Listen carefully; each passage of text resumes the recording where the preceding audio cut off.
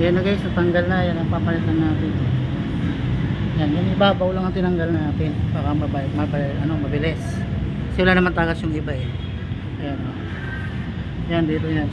Yan guys. Yan. Sa iba, tinatanggal lahat yan para malaking babayaran. Sa atin, kung ano lang yung may tagas, yun lang ang palitan natin mga guys. Yan. Ilang tornilyo lang yan, 4.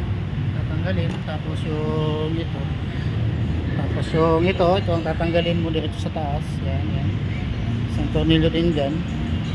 Tapos yan ha, pag nahugot mo na yan, 4 na tornilyo tanggalin, saka yung dalawang tubo na yon, kuha mo na yung oil seal ng rack and pin, gearbox, power steering gearbox yan mga guys, ng Isuzu L.